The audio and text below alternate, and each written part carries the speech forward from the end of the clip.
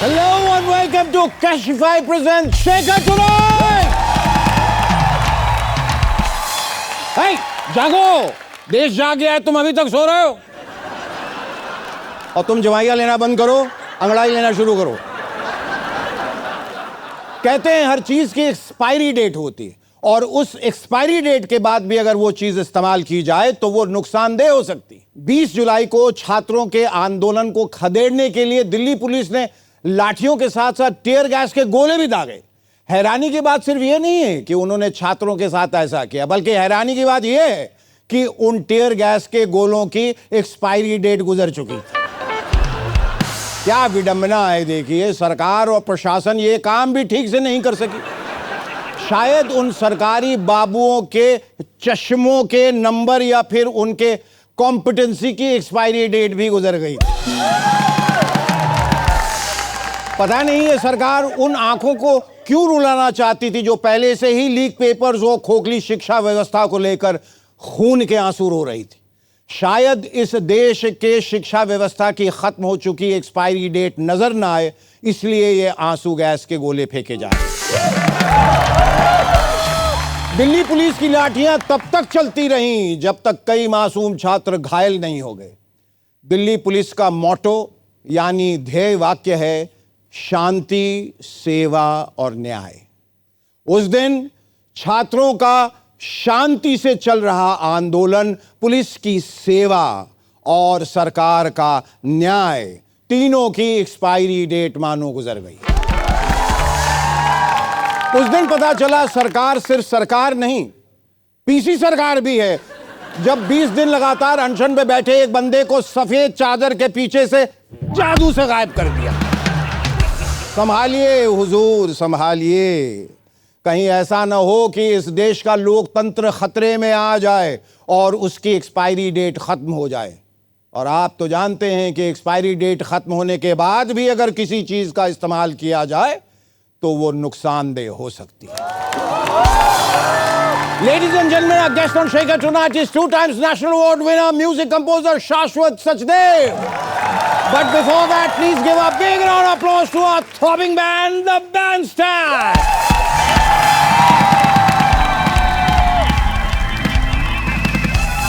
एक लंबे आंदोलन के बाद आखिरकार धर्मेंद्र प्रधान जी ने इस्तीफा दे ही दिया। इतने दिनों से छात्र परीक्षा दे रहे थे, लेकिन आखिर में मंत्री जी पास हो गए। उन्होंने अकाउंटेबिलिटी का पेपर जो क्लियर कर लिया। लेकिन अच्छा हुआ प्रधान जी ने तुरंत इस्तीफा नहीं दिया, वरना हमें कैसे पता चलता कि ये पीढ़ी कितनी जिद्दी है। जो आजकल माँ बाप की डांट नहीं खाते, उन्होंने लाठियां खाई। जो हल्का बुखार नहीं सह सकते, उन्होंने अश्रु गैस सहे। जिनका अटेंशन स्पैन छोटा है, वो लंबे डिटेंशन पे चले गए। कहते हैं ये पीढ़ी पल भर कहीं टिक नहीं सकती, लेकिन इसी पीढ़ी ने लंबे समय से टिके मंत्री को टिक ऑफ कर। धर्मेंद्र प्रधान जी ने इस्तीफा देते हुए कहा कि उन्होंने इसलिए इस्तीफा दिया कि राष्ट्र विरोधी ताकतों को फायदा ना हो। धर्मेंद्र सर, आपने तो इमोशनल कर दिया। अब तो लग रहा है आपका इस्तीफा तो होना ही नहीं चाहिए था, बल्कि जिस तरह से आपने राष्ट्र विरोधी ताकतों से देश की रक्षा की, आपको शिक्षा मंत्रालय के साथ साथ रक्षा मंत्रालय की जिम्मेदारी भी दे देनी चाहिए। धर्मेंद्र प्रधान जी के इस्तीफा के बाद भाजपा के नेताओं ने उनकी तारीफों के पुल बांध दिए। किसी ने उनको बड़ा त्यागी बताया, किसी ने बलिदानी, किसी ने आइकॉन, तो किसी ने इतिहास पुरुष बता दिया। ये सब सुनकर धर्मेंद्र प्रधान भी सोच रहे होंगे कि इतनी इज्जत तो मंत्री रहते हुए मुझे नहीं मिली जितनी इस्तीफा देने के बाद मिली। मुझे पहले पता होता तो इतनी देर क्यों लगाता। बहरहाल, जैसे पुराने एजुकेशन मिनिस्टर की जगह नए एजुकेशन मिनिस्टर आ गए हैं, ठीक वैसे ही कैशिफाई पुरानी चीज़ों को नई चीज़ों में तब्दील करने में विश्वास रखता है। कैशिफाई आपके पुराने फ़ोन को खरीद कर उसे रिफर्बिश करके मार्केट में बेचता है और उसके बदले अच्छी कीमत देता है। और हाँ, इसके लिए आपको कोई आंदोलन, प्रोटेस्ट या धरना देने की ज़रूरत नहीं है। बस कैशिफाई ऐप डाउनलोड कीजिए, अपने पुराने फ़ोन की डिटेल्स डालिए, कैशिफाई उसके बदले आपको एक प्राइस बताएगा और अगर आप उसको एक्सेप्ट करते हैं तो कैशिफाई का एक रिप्रेजेंटेटिव आपके घर आकर आपको उसी वक्त पैसे आपके अकाउंट में ट्रांसफ़र करेगा।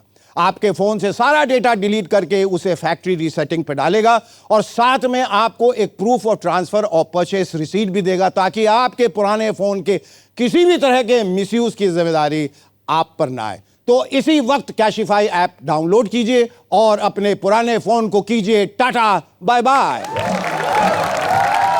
हाल ही में प्रधानमंत्री नरेंद्र मोदी जी ने कैबिनेट बैठक में सभी मंत्रियों को इंस्टाग्राम पर सक्रिय रहने और रील्स बनाने की सलाह दी। चलिए, अब सरकार की तरफ से अच्छे दिन आए ना आए, अच्छी रील्स तो आएंगी और आ भी गई। एक्स टीएमसी एमपी सुंदरी सयोनी घोष पर टीएमसी छोड़ने का रेजिडुअल इफेक्ट दिखाई दिया।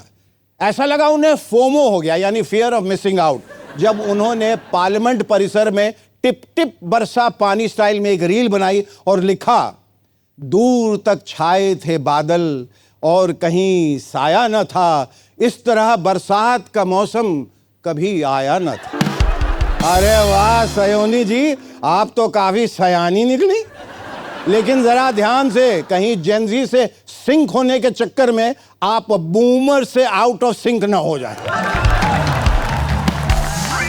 वैसे पहले सिर्फ फोन सिंक होते थे, पर अब अंतरात्मा भी सिंक होने लगी है, क्योंकि हफ्तों तक चले प्रोटेस्ट के दौरान एक अजीब मामला देखने को मिला, जहां एक ही दिन सारे सेलिब्रिटीज को स्टूडेंट्स की तकलीफ महसूस और एक ही दिन सबको लगा कि कुछ बोलना चाहिए। पता नहीं ये वाकई पेपर लीक का दर्द था या कहीं से किसी ने इनकी टाइमिंग लीक कर दी थी। वैसे भी आजकल किसी मुद्दे को सपोर्ट करने के लिए उसका सही होने से ज्यादा उसके साथ वेरीफाइड अकाउंट्स लिंक होना जरूरी है। देखा जाए तो इस आंदोलन के दौरान सबसे ज्यादा परीक्षा इन सेलेब्स की हुई है, जहां ये स्टूडेंट्स थे और फॉलोअर्स इनके एग्जामिनर्स। सवाल था, आप स्टूडेंट्स के सपोर्ट में हैं या नहीं? अगर हां बोले तो उधर वाले एग्जामिनर्स फेल कर देते, अगर ना बोले तो इधर वाले एग्जामिनर्स, और कुछ नहीं बोले तो दोनों ही फेल कर देते। यानी एक तरफ कुआं एक तरफ खाई, क्या करे भैया, बड़ी मुश्किल है। जेनजी के लिए कहा जाता है कि हर चीज वायरल कर देते, और इसी जेनजी ने जब सवाल वायरल किए तो जवाब भी देना पड़ा। आंदोलन के दौरान एक तस्वीर सामने आई जिसमें एक लड़की अपने साथियों के लिए पुलिस वैन के सामने खड़ी हो गई। वैन कितनी रुकी ये तो पता नहीं, लेकिन एक गलतफहमी जरूर वहीं रुक गई कि जेनजी लड़कियां सिर्फ मोबाइल स्क्रीन के सामने खड़ी हो सकती। इस तस्वीर के बाद कई लोगों के सवाल सामने आए कि इतनी हिम्मत कैसे आई, जबकि सवाल यह होना चाहिए था कि इतने सालों तक हमने मान कैसे लिया कि हिम्मत नहीं आई, सिर्फ इसलिए क्योंकि उनके हाथ में मोबाइल था। अरे भाई, जिन हाथों में फोन हो सकता है उनमें हौसला भी हो सकता है। जैसलमेर में बीए द्वितीय वर्ष की परीक्षा के दौरान सामूहिक नकल का बड़ा मामला सामने आया है, जहां एक इन्विजिलेटर छात्रों को उत्तर बोल बोल के लिखवा रहा था। तुम लिखो, तुमने लिखा, तुमने लिख लिया। कौन कहता है कि आजकल के बच्चे बड़ों के नहीं सुनते? सुना तभी तो आंसर्स लिख पाए। देखा जाए तो इन्विजिलेटर ने बच्चों का भविष्य बचाने के लिए ही ये किया। अगर वो आंसर नहीं लिखवाता तो पेपर लीक हो जाता, फिर बच्चे आंदोलन करते, लाठी खाते, ट्रैफिक जैम होता, कितना नुकसान होता देश को। और बच्चे बेचारे वैसे ही इतना स्ट्रेस में रहते हैं, एग्जाम का प्रेशर, करियर का प्रेशर, कम से कम आंसर्स का प्रेशर तो उस भले मानस ने ले लिया। चंपत राय ने फैसला किया है कि वो 4 महीने तक रोज 6 घंटे मौन व्रत पर रहेंगे। अगर चंपत राय जी सचमुच इतना मौन रहे तो सबसे ज्यादा तकलीफ उन एक्सपर्ट्स को होगी जो हर बयान का अलग मतलब निकालते हैं। हालांकि हमें चंपत राय जी के फैसले का स्वागत करना चाहिए, क्योंकि हमारे देश को जितना नुकसान चोरी से नहीं होता, उससे ज्यादा चोरी के क्लैरिफिकेशन से हो जाता है। वैसे भी भगवान राम ने 14 साल वनवास काटा, तो इंसान का 4 महीने का मौन बड़ी बात नहीं है। हालांकि राम जी का वनवास सवालों से बचने के लिए नहीं था। देखा जाए तो मोदी जी जो भी काम करते हैं उसमें रिकॉर्ड बना ही लेते हैं। जैसे हाल ही में उन्होंने एक रील पोस्ट की जिसने 24 घंटे में 300 मिलियन व्यूज क्रॉस किए। तालियां हमारे प्रधानमंत्री जी के लिए। 300 मिलियन व्यूज। वाह वाह। इससे एक बात तो साफ हो गई, रील वायरल करने के लिए एल्गोरिथम सही हो या ना हो, सिस्टम गलत होना चाहिए। प्रोटेस्ट के दौरान प्रधानमंत्री नरेंद्र मोदी जी ने पेपर लीक को घोर पाप कहा और फिर भी विपक्ष कहता है कि उन्हें बच्चों की चिंता नहीं है। अरे वो चाहते तो इसे सिर्फ एक अपराध कह के आगे बढ़ सकते थे, लेकिन नहीं, उन्होंने घोर पाप कहा। सोचिए कितनी पीड़ा, कितनी वेदना हुई होगी उनके हृदय में इस घटना से। तभी तो इस पीड़ा को बयां करने में उन्हें पूरे 3 महीने लग गए। अब कहने को आप ये भी कहेंगे कि बयान देने से क्या होता है। भाई बहुत कुछ होता है। हमें पता चलता है कि अगली बार पेपर लीक पर विशेषण कौन सा इस्तेमाल करना है, और बयान इसलिए भी दिए जाते हैं ताकि जनता को पता चल जाए कि सरकार को अब पता चल गया है। फिर पता चलता है कि जनता तो इसी इंतजार में थी कि देखते हैं सरकार को कब पता चलता है। पर उम्मीद है ये पाप ही रहे, वरना अगर त्योहार बन गया तो पता चला हर साल जंतर मंतर पर सोनम वांगचुक जी को 25 दिन अनशन पे बैठना पड़ रहा है। निर्मला सीतारमण जी ने कहा है कि सरकार को जेनजी की भाषा में बात करनी चाहिए। मुझे लगता है सरकार को जेनजी की भाषा सीखने की कोई जरूरत नहीं है, वो इसमें पहले से ही माहिर हैं, क्योंकि सरकार और जनता का रिश्ता सालों से सिचुएशनशिप में फंसा हुआ है। कब तक रहेगा किसी को नहीं पता। इलेक्शन से पहले लव बॉम्बिंग होती है, हर तरफ प्यार ही प्यार, नई नई घोषणाएं, नए नए वादे, फिर इलेक्शन खत्म होते ही सीधा गोस्टिंग। जनता मैसेज पे मैसेज करती रहती है, महंगाई, बेरोजगारी, तानाशाही, और उधर से आश्वासन के साथ साथ लास्ट सीन भी ऑफ हो जाता है। कुछ मुद्दों पर सरकार ऑर्बिटिंग भी करती है, मतलब दूर से नजर बनाए रखती है, जहां ट्वीट में हमें खेद है कि सिवा कुछ नहीं मिलता। बीच बीच में ब्रेड क्रम्बिंग या बेंचिंग भी चलता रहता है, कभी कमिटी कभी इंक्वायरी, ताकि जनता रिश्ता भी ना तोड़े और उम्मीद भी ना छोड़े। और 5 साल बाद फिर वही लव बॉम्बिंग। फर्क बस इतना है कि रिलेशनशिप में लोग रेड फ्लैग नहीं पहचान पाते, और इलेक्शन में रेड फ्लैग जानने के बाद भी लोग यही टॉक्सिसिटी चुनते हैं। जेनजी के रिश्ते बिगड़ने पर 2 लोग सफर करते हैं, लेकिन जनता और सरकार के बीच रिश्ता बिगड़ा तो पूरे देश को सफर करना पड़ता है। अल्फाबेटिकल ऑर्डर में सबसे आखिर में आने वाला लेटर है Z यानी Z, लेकिन इस जेन जी ने हम सबको डेमोक्रेसी की ABC सिखा दी। इनसे पंगा नहीं लेना चाहिए था ना, ये अलग ही मिट्टी के बने। जब ये पैदा हुए तो देश में रिसेशन आया था, और जब इन्होंने होश संभाला तब पैंडेमिक आया था। इन्हें कौन डराएगा, इनसे तो खुद कोरोना डर के भागा था। अब देखिए ना, दिल्ली के आंदोलन में ब्रेन रॉट ह्यूमर और वायरलिटी का ख्याल रखते हुए, अपने इनोवेटिव आइडियाज को एस्थेटिक का तड़का देते हुए इन्होंने कुछ इस तरह के पोस्टर्स और स्लोगन्स बनाए। ये अच्छे दिन है तो हमारे बुरे दिन ही लौटा दो प्लीज मोदी जी। अगर रेजिग्नेशन लेटर पे साइन करना नहीं आ रहा हो तो अंगूठा भी चलेगा, we will adjust. Condition is so bad that even introverts and privileged are here. NEET का, CBSE का, सबका बदला लेगा रे तेरा कॉकरोच। चाय में बिस्कुट डुबाना था, पूरा देश नहीं। Error 404, accountability not found. I got a paper to a gunfight. भाई फोन संभाल, डेमोक्रेसी बाद में टूटेगी, पहले screen टूटेगी। How are Modi's clothes always ironed if he is so afraid of press? Don't sell a chai to a matcha generation. ये generation एक ऐसी भाषा का इस्तेमाल कर रही थी जो इनके समझ के परे थी। It was like an alien attack. सरकार जवाब ही नहीं दे पाई और इस एग्जाम में फेल हो गई बेचारे। वो ये पेपर लीक नहीं कर पाए। और दूसरी तरफ बिहार के छात्र तो अलग ही माचावत लिट्टी चोखा खा खा के आए।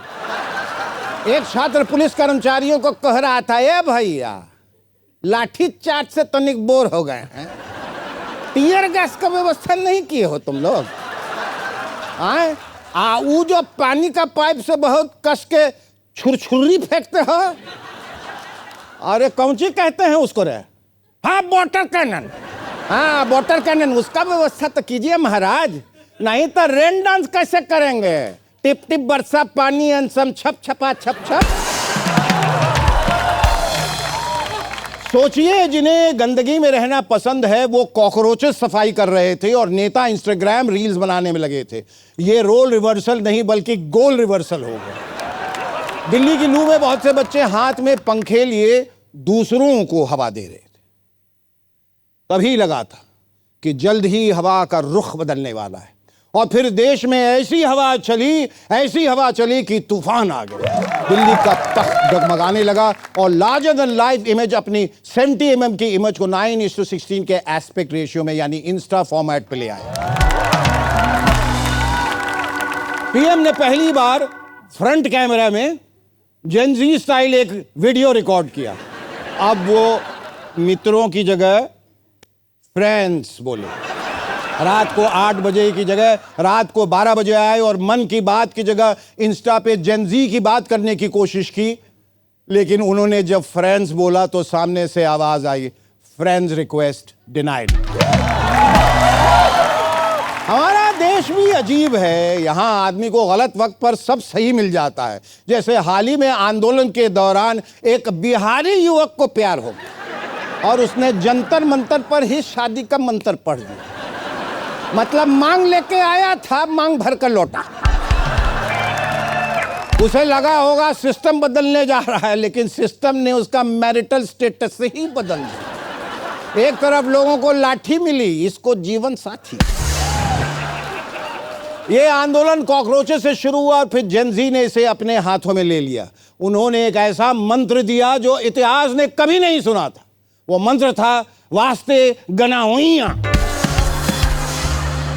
इस मंत्र का मतलब कोई नहीं समझ पाया, क्योंकि दुनिया की किसी भी भाषा की डिक्शनरी में इसका मतलब नहीं लिखा है। लेकिन वास्ते गनाहुइयां आंदोलन के लिए मंत्र बन गया, पुलिस के लिए पहेली, सोशल मीडिया के लिए सेंसेशन, सरकार के लिए चैलेंज और धर्मेंद्र प्रधान जी के लिए इस्तीफा। वास्ते गनाहुइयां,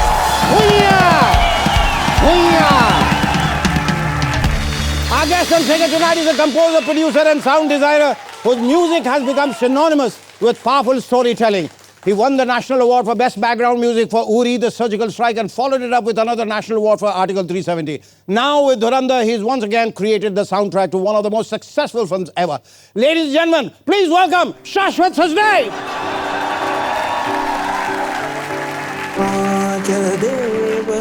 पंचावन पूजन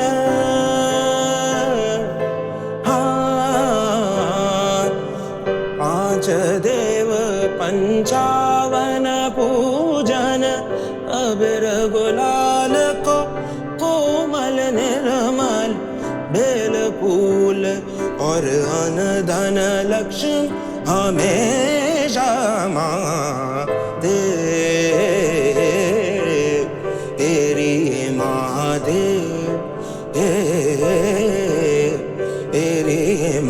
त्रिशूल धरण जग तारण महेश त्रिशूल धरण जग तारण महेश जिनके जनानन महादेव रे महा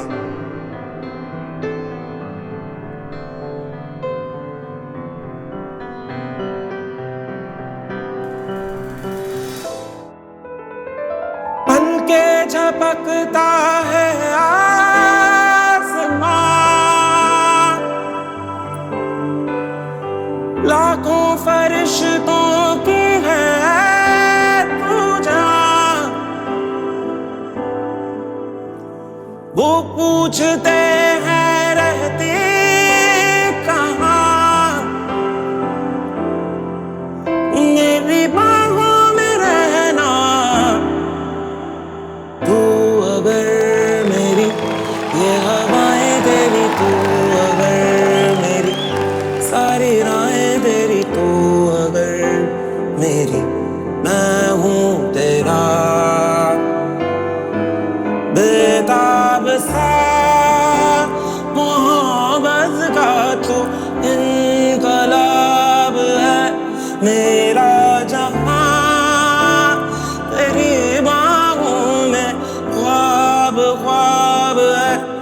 गहरा गहरा हुआ रंग आशिकी गहरा हुआ गहरा हुआ गहरा हुआ दरिया हुआ गहरा हुआ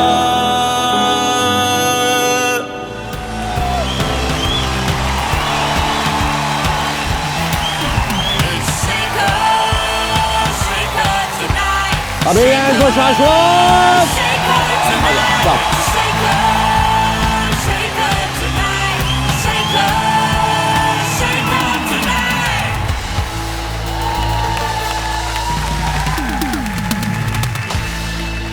इस म्यूजिकल प्रोडिजी जीनियस के लिए एक बार जोरदार तालियां। जोरदार। शाश्वत, thank you so much for coming on Shekhar tonight. Thank you sir. तुम्हारे जैसे लोग जब आते हैं, क्या होता है कि एक फूलों का गुलदस्ता होता है जहां सारे फूल एक जैसे नजर आते हैं। एक फूल जो है वो अलग रहता है, उसकी खुशबू भी अलग रहती है, उसका वजूद भी अलग रहता है, वो अलग ही दिखता है, वो अलग करता है। वो फूल तुम हो। और कोसों दूर तक उसकी महक जाती है। पूरे हिंदुस्तान में आज उस खुशबू की चर्चा है, उसके नाम की, उसके काम की, उसके हुनर की चर्चा है। किसका शुक्रिया अदा करना चाहोगे? सर मतलब ये बहुत ही क्लीशेड सा आंसर है। आई थिंक मेरे गुरु ने मुझे 3 साल से सिखाना शुरू किया म्यूजिक। अच्छा। और उनका नाम है उस्ताद रमज़ान खान साहब। अच्छा। एंड उनका एक ही शागिर्द हुआ। हाँ। उनको he found a certain affection for me. उनको मैं बचपन में पसंद आया और उन्होंने सिखाना शुरू किया मुझे। अच्छा। और मेरे पेरेंट्स चाहते थे कि मैं इसलिए म्यूज़िक सीखूं कि बदमाशी ना करूं। और मैंने म्यूज़िक सीख के इतनी बदमाशी की। हाँ। सर ये बदमाशी कर रहा हूँ मैं। Both my parents. अरे बहुत बड़ी बदमाशी की तुमने। उफ। और इस तरह की बदमाशी तुम करते रहो। शाश्वत का मतलब है चिरस्थाई, निरंतर, कभी न नष्ट होने वाला, हमेशा चलने वाला। और ये बदमाशी जो है वो चलती रहे, जी सर। तभी देश का कल्याण है। तुम शायद अभी बोलना नहीं चाहोगे और शायद तुम्हें इस बात का एहसास भी नहीं कि तुम्हारा संगीत की दुनिया में कितना बड़ा योगदान है। तुमने संगीत की दशा और दिशा दोनों बदल दी है। बड़े बड़े धुरंधरों में अब तुम्हारा नाम आ रहा है, चाहे वो हुस्नलाल भगत राम से या नौशाद से होते हुए शंकर जयकिशन, लक्ष्मीकांत प्यारेलाल, रोशन साहब से होते हुए ए रहमान तक जो संगीत पहुंचा था, उसमें एक नया इजाफा। वाह शाश्वत, क्या बात है। और जब ये शो शुरू हो रहा था, और तुम शायद ये मुझसे शो शुरू होने से पहले भी पूछ रहे थे कि आपने शो की शुरुआत क्यों की, इसलिए की ताकि मैं तुम जैसे लोगों से मिल सकूं, उनसे बात कर सकूं, उनको जान सकूं, उनको पहचान सकूं, उनके जज्बात को महसूस कर सकूं और मैं अपनी ज़िंदगी को बेहतर बना सकूं। तो ये मेरी खुदगर्जी। सर मेरे को लगता है कि आपने मेरी इतनी तारीफ़ की, मगर आई थिंक इट इज़, मतलब अब मैं जितना सोचता हूँ इसको, तो मुझे लगता है कि इसमें तारीफ़ या तो मेरे पेरेंट्स की है कि उन्होंने इतना सैक्रिफाइस किया पूरी लाइफ। मेरे पेरेंट्स ने जो भी कमाया, जब भी कमाया, वो सब सर मेरी संगीत की या तो पढ़ाई में गया, या तो मेरी और मेरी बहन की अपब्रिंगिंग में गया। और मेरी बहन भी सर मेरे साथ संगीत सीखती थी, मगर लड़का और लड़की के पिच अलग होते हैं गाने के। तो मैं काले एक से गाना शुरू कर रहा था जब मैं 11-12 साल 13 साल का था। वो लड़कियों के स्केल से गाती थी। तो she sacrificed her singing so that I could continue to sing, because मेरे गुरुजी के पास उतना ही वक्त था जितना था। And she also use to love music quite a lot. तो आपने या तो मेरी बहन के सैक्रिफाइस की तारीफ की है, और सर जब मेरी शादी हुई और मैं यहाँ आया बॉम्बे में, तो मैं 2017 में आया सर यहाँ, तो मेरी वाइफ ने बहुत सैक्रिफाइस किया। तो I think sir it would be unfair कि मैं इसका क्रेडिट खुद लूँ और मैं बोलूँ कि देखिए मैंने क्या कमाल किया या कितना कमाल किया, क्योंकि वो हार्डवर्क है वो उन्होंने भी उतना ही किया एक तो, और दूसरी सर मेरे को ये लगता है कि ये भी एक बहुत ही डिवाइन एक एनर्जी होती है that chooses me to be a vessel, you know. And I would be egotistical if I say कि मैंने वो किया, because that was also not my choice to be that vessel, you know. मैं ये जानना चाहता हूँ कि तुम as a person you are reticent, you stay away from the limelight. मैंने जो देखा है, मतलब मैं अभी तक एक ऐसे इंसान से नहीं मिला जिसने मुझे अभी थोड़ी देर पहले आके कहा कि सर मैं आपसे, आप वो जो एक फिल्म देखने गए थे वहाँ मैं मिला था और मैंने आके आपके पाँव छुए थे, आपको याद है? और अब मुझे हल्का हल्का याद आ रहा, और मैंने इनसे पूछा कि फिर तुमने बताया क्यों नहीं कि तुम शाश्वत हो? बोला तब आप मेरे ईगो से मिल रहे होते, मुझसे नहीं। कितनी खूबसूरत बात, इतनी खूबसूरत बात कौन करता है? इतने खूबसूरत जज्बात अब कहाँ मिलते हैं? और जब मैं ये शो शुरू कर रहा था तो आज हैंड पिकिंग माई गेस्ट, तो हमने कहा शुरू के जो 10 गेस्ट हैं, तो जब हम सब बैठे मैंने कहा मुझे शाश्वत से बात करनी है, क्योंकि मैं संगीत के प्रति बहुत ज़्यादा रुझान है। फिर साहिर साहब को तुमने एक नए अंदाज में पेश किया, उनकी बातें, उनकी नज़में, परछाइयाँ से लेके नाज़ो अंदाज से कहते हैं कि जीना होगा, जहर भी देते हैं तो कहते हैं कि पीना होगा, जब मैं पीता हूँ तो कहते हैं कि मरता भी नहीं, जब मैं मरता हूँ तो कहते हैं कि जीना होगा। ये इश्क है, तुमने उसको कितने खूबसूरती से पेश किया। और मेरा ध्यान तभी गया कि ये कौन संगीतकार है जिसने साहिर साहब को फिर से जिंदा किया? कहाँ से, कैसे वो थॉट आया? सर ये थॉट, सर हम we were working on the opening of the film and हमारा म्यूजिक काफ़ी बन चुका था। एंड आदित्य मेरे बहुत पुराने दोस्त हैं, बहुत ही अच्छा, मेरा भाई है वो। अच्छा। हम साथ में we've been hustling and living together in Bombay for the last 10 years I would से।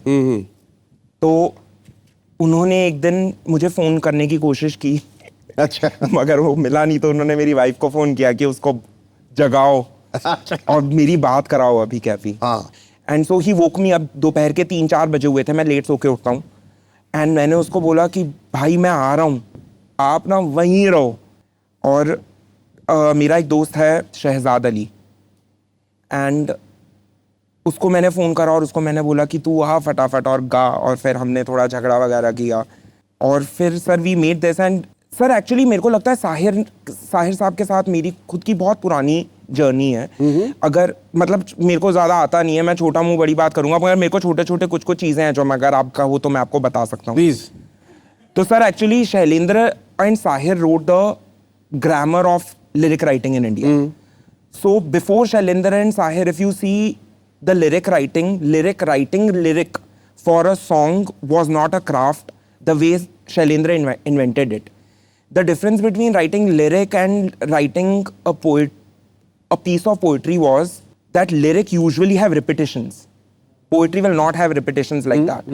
So जैसे अगर आप शैलेंद्र साहब का देखेंगे तो उन्होंने क्या किया था, जैसे उन्होंने बहुत रिपीट करनी चीजें शुरू की, जैसे रमैया वस्ता मैया, रमैया वस्ता मैया, मैंने दिल तुझको दिया, मैंने दिल तुझको दिया, रमैया वस्ता मैया। या आप जैसे देखेंगे ये रात भीगी भीगी, वो ये भी लिख सकते, ये रात कितनी भीगी, ये मस्त, तो ये रात में ये मस्त में ये हाँ। फिजाएं, सोने भी नहीं देता ये चांद प्यारा प्यारा, ये चांद कितना प्यारा भी लिख सकते थे।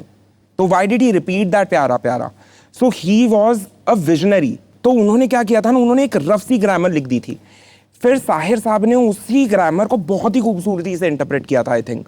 तो उन्होंने क्या किया कि उन्होंने भी रिपीट किया है, बट उन्होंने बहुत ही साइंटिफिकली रिपीट किया। जैसे दोस्त ना रहा, तो नाउ दोस्त इज नॉट लाइक चांद प्यारा प्यारा, यहाँ पे दोस्त का रिपीटेशन इज दोस्त ना रहा, प्यार ना रहा, जिंदगी हमें तेरा एतबार ना रहा, हमें तेरा एतबार ना रहा। तो उन्होंने ना रहा कितना रिपीट किया। तो if you will work with younger lyric writers, वो बोलेंगे यार ना रहा का राइम मेरे को ना रहा से नहीं करना। तो I think my journey with Sahir was very very special. So when Aditya suggested that let's interpret Sahir, that really inspired me because I have truly really loved him. And then I think in the after Sahir साहब, अगर किसी ने उनकी legacy को वैसे repeat, मतलब बहुत सारे ग्रेट लिरिसिस्ट आए, बट देन आनंद बख्शी जी ने रिपीट बहुत सुंदर किया, समीर साहब ने बहुत खूबसूरत रिपीट किया. तो वो those ideas were actually written. That philosophy for lyric writing was made by these people, by Shailendra Saab and Sahir Saab. Sahir Saab was revolutionary in his concept. He was an anti-establishmentarian. He was a maverick. He said कि तारुफ रोग हो जाए तो उसको भूलना बेहतर, ताल्लुक बोझ बन जाए तो उसको तोड़ना अच्छा, वो अफसाना जिसे अंजाम तक लाना न हो मुमकिन, उसे खूबसूरत मोड़ देकर छोड़ना अच्छा. क्या बात है. तो चलो एक बार फिर से अजनबी बन जाए हम दिल. इतनी खूबसूरत बात कौन करता है कि वहशते दिल रस्नोदार से रोकी न गई, किसी खंजर किसी तलवार से रोकी न गई, इश्क मजनू की वो आवाज जिसके आगे कोई लैला किसी दीवार से रोकी न गई. क्या बात है. आगे सर आपने बहुत इश्क आजाद है, हिंदू न मुसलमान है इश्क, आप ही धर्म है आप ही ईमान है इश्क, जिससे आगाह नहीं शेख और ब्राह्मण दोनों, इस हकीकत का गरजता हुआ ऐलान है इश्क. अल्लाह और रसूल का फरमान इश्क है, यानी हदीस इश्क है, कुरान इश्क है, गौतम और मसीह का अरमान इश्क है, ये कायनात जिस्म है और जान इश्क है, इश्क की सरमद इश्क ही मंसूर है, इश्क मूसा इश्क कोहे तूर है, खाक को बुत और बुत को देवता करता है, इश्क इंतहा ये है कि बंदे को खुदा करता है. वाह वाह.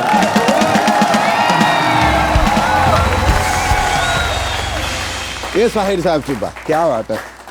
मैंने जो भी तुम्हारा काम देखा सुना, मुझे लगता है, I don't know whether I should be saying this on the show, but धुरंधर की सफलता के पीछे तुम्हारा बहुत बड़ा हाथ. सर मैं आपको बताऊं, धुरंधर की सफलता के पीछे ईश्वर का ही हाथ है. नहीं, ईश्वर है, वो ईश्वरी तुम्हें वहां लेके आए, but I think more than 80-90% of the success, it's according to me, okay, opinions में differ and I am entitled to have my own. उसमें कोई एक ऐसी खास बात थी उसकी टोनैलिटी में, उसके साउंड ऑफ म्यूजिक में, उसके इमोशनैलिटी में, और तुमने जिस तरह से साहिर साहब को लेके आओ, जिस अंदाज से लेके आए, वो कमाल था.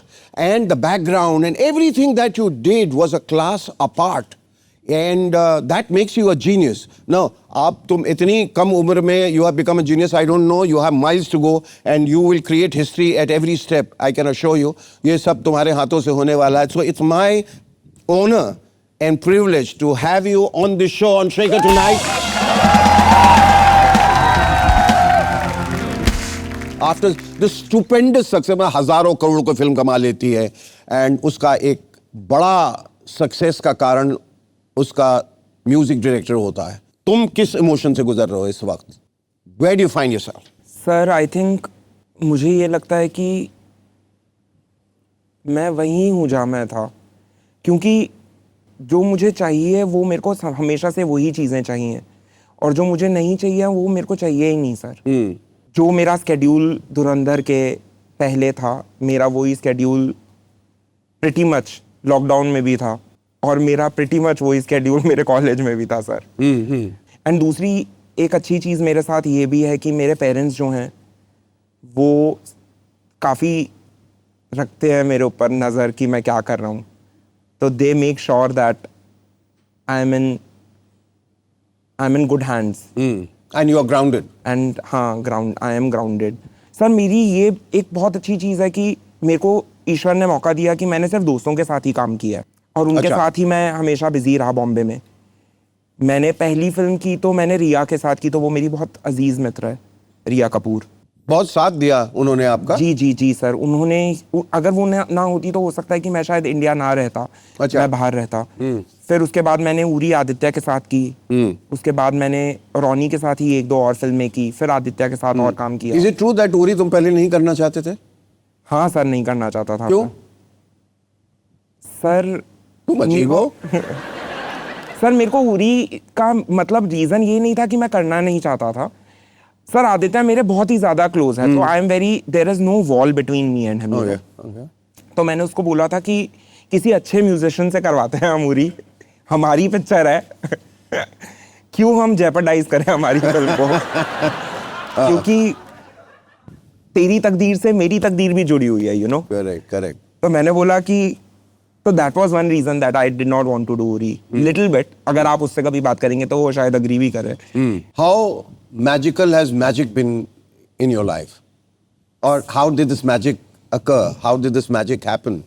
सर मैजिक के पापा और मेरे पापा उनके बचपन के दोस्त हैं, ओके तो we almost grew up together okay and I fell in love with her before she fell in love with me, and then we got married very early in life. So when I moved to Bombay, I moved here and then I bought a house here and we got married. We were living in a very small one-bedroom apartment, and उसके बाद she has worked as hard as I have. So she's into music as well? she has a very keen ear.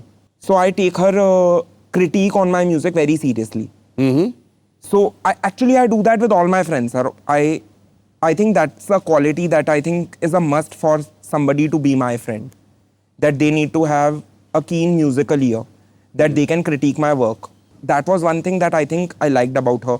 मैंने sir पूरी life English music नहीं सुना। मैंने पहली बार English music सुना होगा शायद 2017-2018 में। ओके और कहाँ सुना, क्या सुना? थोड़ा थोड़ा मुझे मैजिक ने सुनाया, थोड़ा थोड़ा मुझे रिया ने सुनाया। ओके तो magic used to play a lot of English music to me, you know, when we had just gotten married और वी वर अबाउट टू। और किस किस्म का म्यूजिक तुम लोग सुनते थे? कोई खास नाम जिसका प्रभाव बहुत पड़ा तुम्हारे संगीत पे, जिंदगी पे? सबसे ज्यादा अगर प्रभाव पड़ा तो क्लासिकल म्यूजिक का ही पड़ा मेरे पे, दोनों, वेस्टर्न और हिंदुस्तानी क्लासिकल का। अच्छा।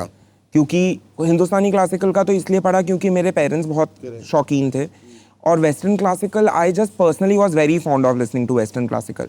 But did you listen to a lot of Bach and Beethoven and Mozart? वो तो सर सभी को सुनना ही पड़ता। हाँ। कुछ गाना वाना, कुछ गुनगुनाना भी हो जाए बीच में थोड़ा सा, anything that has stayed on your mind for a long time? जो तू न था करते थे हम बातें तेरी यादों से महकी हुई ज़मीं राहें तेरी यादों से जाने कैसे फिर से नैना भरे समझे थे हम गम है ख़त्म दिल ही ना माने फिर से नैना भरे समझे थे हम गम है ख़त्म दिल ही ना माने फिर से नैना भरे समझे थे हम गम है ख़त्म दिल ही ना माने फिर से नैना भरे समझे थे गम है ख़त्म दिल ही ना माने फिर। वाह क्या खूबसूरत, क्या बात, बहुत खूबसूरत। सर इसकी कहानी सुनाऊं आपको इस गाने की? Please please. तो इस गाने में कैसा हुआ कि हम सोच रहे थे कि एंड के अंदर क्लाइमैक्स में क्या होगा। तो Aditya rights a lot of music on his script. अच्छा। मतलब स्क्रिप्ट पे लिखा हुआ होता है कि क्या होगा म्यूजिक में। He will tell me that उस पार्ट में मैंने वो सोच रखा है, वैसा कुछ करेंगे। And we were all very excited about it. Then that day came when we were suppose to compose for this. तो मैं शाम को 6-7-8 बजे उठ करके नीचे गया, जो म्यूजिक रूम था हमारा, वहाँ पे सारे लोग थे, और मैं वहाँ जा करके कुछ करने लगा, और मैंने 15 मिनट आधे घंटे कुछ कर रहा था, and I was just in a very रॉटन mood that day. Lokesh भैया जो हैं, जो प्रोड्यूसर भी हैं फिल्म के, तो ही came to the room, and मैं बहुत परेशान था उस दिन किसी बात से, तो मैं बहुत रोया। तो अब वो बेचारे घबरा गए कि बाहर गए कि यार वो रो रहा है शाह, चलो अंदर। तो वो अंदर आए, उन्होंने सबने प्यार किया मुझे कि यार तू टेंशन मत ले, कोई नहीं, बन जाएगा म्यूजिक, तू एक काम कर, चल हमारे साथ मंदिर चल। अब हम मंदिर से पूजा करके 9:30-10 बजे वापस आए म्यूजिक रूम में। तो पूरे रास्ते आदित्य एक बात कहता रहा, शाह वो जो तू ऊपर गुनगुना रहा था ना मंदिर निकलने से पहले, वो बहुत अच्छा है, वो लॉक हो गया अपना एंड।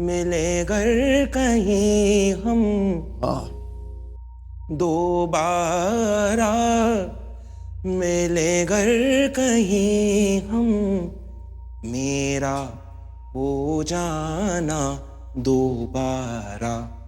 मन भर जाए जब औरों से, फिर तुम लौटाना दोबारा। कैसी लापरवाही मोहब्बत तुमने तो कर ली है हमसे, बेपरवाह पर हम तो नहीं हैं, इश्क न हो हमसे एकदम से। वाह, कितने इम्तिहान दिए हैं, दे लेंगे फिर से दोबारा। वाह, वाह। रोकेंगे जाने से न तुमको, तुम खुद लौटाना होगा। वाह वाह वाह। इस वादे के साथ कि हम और इश्क करेंगे, आपस में और बातें करेंगे जब हम मिलेंगे दोबारा। Thank you sir. Thank you so much शाश्वत। और जाने से पहले एक आखिरी निवेदन कि ये हमारे शो में एक कन्फेशन रूम है जिसमें मैं आपको ले जाऊंगा या आप जाएंगे, और वहाँ दिल की कोई एक ऐसी बात जो अब तक आपने कहीं संजो के रखी है, कोई ऐसा गुनाह जो हुआ आपसे, कुछ ऐसी याद, कुछ ऐसा वाकया, हम चाहेंगे सच्चे दिल से वो आप हमें बताएं। जोरदार तालियां शाश्वत के लिए। Thank you. आओ शाश्वत, आ जाओ।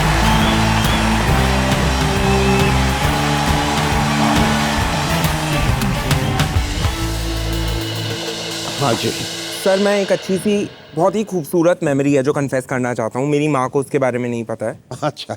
तो मेरा पहला गिटार मैंने कैसे लिया था मैं आपको बताता हूँ। मैं और मेरी बहन जो हैं वो मेरे खास साहब से म्यूज़िक सीखते थे और मेरे को बहुत मन था कि मैं गिटार बजाना सीखूं। तो मैंने मेरे पेरेंट्स को बोला मेरी 11वीं क्लास में कि मैं गिटार ख़रीदना चाहता हूं, तो मेरे को बिल्कुल स्ट्रिक्टली मना कर दिया गया। तो मैंने मेरी बहन को बोला कि तेरे को सीखना चाहिए गिटार बजाना। तो मुझे लगता था कि अगर वो गिटार ख़रीदेगी तो घर में तो आएगा ही गिटार, तो मैं भी बजा लिया करूँगा उससे। वो मेरे से 3-4 साल छोटी है, तो वो बहुत नाराज़ थी कि यार मैं क्यों बोलूँ। तो फिर मैंने उसको बहुत पीटा एक दिन। तो जब मैंने उसको बहुत पीटा तो वो रोती रोती पापा मम्मी के पास गई। तो उसने रोते रोते बोला कि पापा मेरे को गिटार चाहिए। तो मेरे पापा मम्मी को लगा कि अरे तो इसमें रोने की क्या बात है, चल फिर हम कुछ फिगर करते हैं। तो मेरी बहन की एक छोटी सी गुल्लक होती थी, तो वो तोड़ करके हमने गिटार लिया था। और मेरे पापा मम्मी को अभी तक नहीं पता कि मैंने उसको मारा था। Okay. मेरा पहला गिटार मुझे मेरी बहन ने दिलाया था। शाबाश, फैंटास्टिक। तालियां। आज पता चल जाएगा, आ जाओ मेरे घर पे पता चल जाएगा।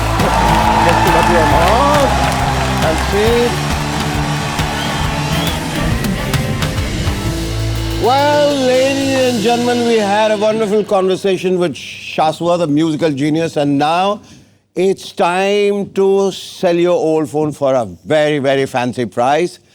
And yes, you have to also download the Cashify app, and you have to do it right now. Cheers to that.